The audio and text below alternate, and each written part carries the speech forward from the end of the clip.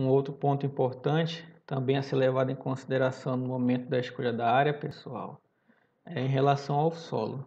Então, o solo ideal para se utilizar na escavação de viveiros é aquele que permite a retenção de água para ver justamente o acúmulo da mesma.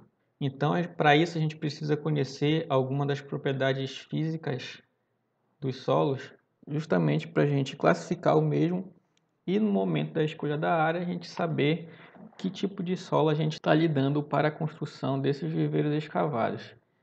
Então, além de acumular água, ele tem que infiltrar o mínimo possível e evitar também rachaduras nas estruturas que a gente vai discutir futuramente, como os diques, que são estruturas que a gente dimensiona para construir os viveiros escavados. Então, a primeira propriedade física do solo que a gente vai falar agora é a textura. Então, através da textura, a gente consegue saber a porcentagem de partículas que podem ser maior ou menor dentro do solo. E essa porcentagem de partículas, então a primeira propriedade física do solo que a gente vai falar agora é a textura. Então, através da textura, a gente consegue saber a porcentagem de partículas que podem ser maior ou menor dentro do solo.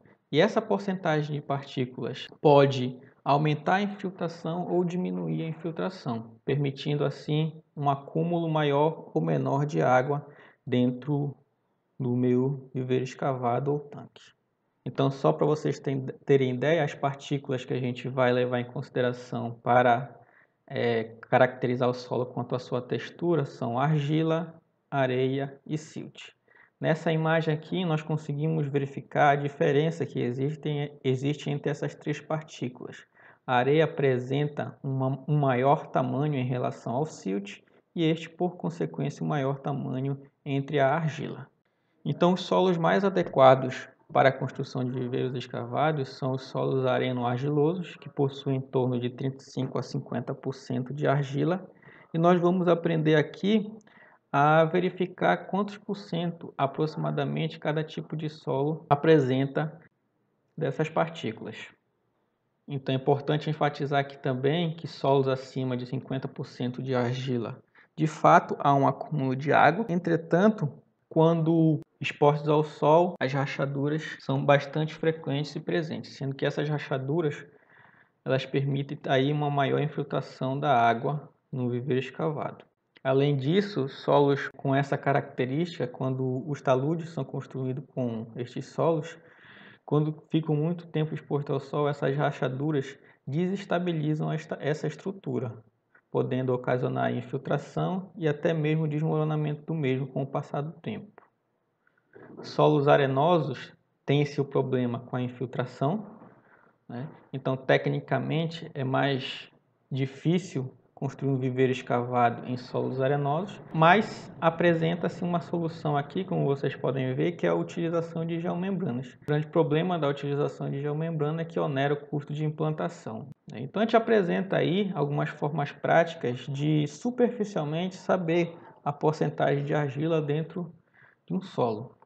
Então, geralmente em solos arenosos que possuem 15% de argila, nós podemos aí pegar uma amostra de solo, umedecer e tentar fazer esse canudo ou esse cilindro aqui de argila. E percebam que quando a gente tenta fazer um S com essa argila, ela se quebra. Quando se quebra a face e não há uma curvatura, como é mostrado nessa imagem, subjetivamente a gente induz aí que esse é um solo arenoso que possui em torno aí de 15% de argila. Tudo bem? Quando nós conseguimos fazer essa curvatura na argila que vocês estão observando na imagem, o solo apresenta em torno aí de 35% de argila, e quando há essa curvatura com quebras, o solo apresenta textura aí em torno de 15 a 35% de argila, né? Isso daqui é só um método bastante superficial de saber aproximadamente a porcentagem de argila de um solo.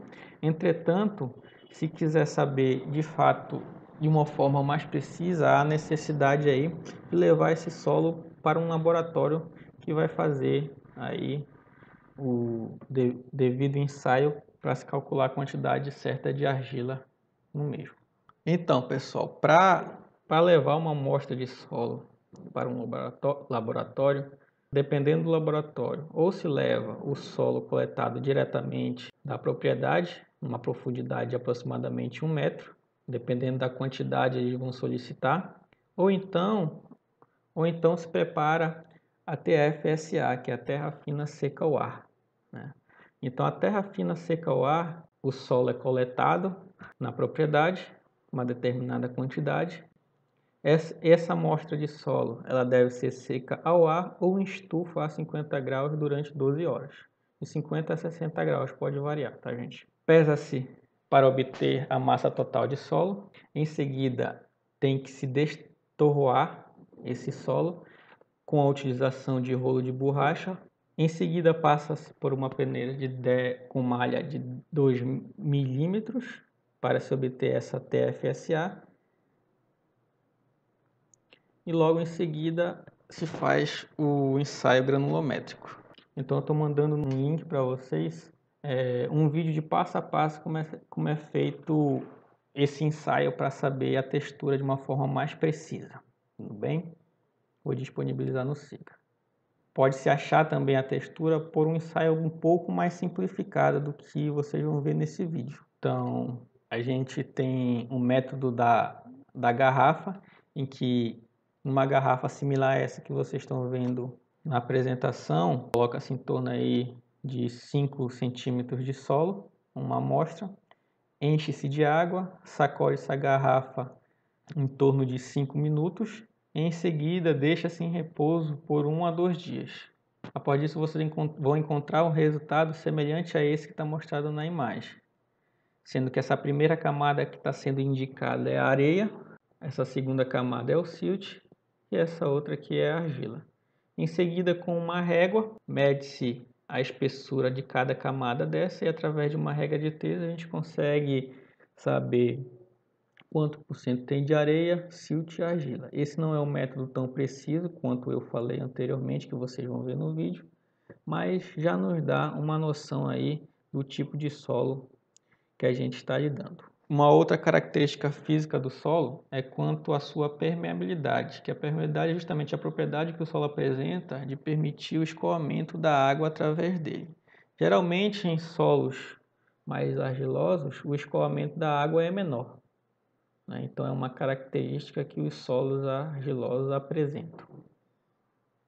A gente consegue ver a permeabilidade do solo através do método da trincheira, onde nesse método a gente escava uma trincheira nessas dimensões que eu estou mostrando para vocês, de 0,6, 0,6, 0,8 metros.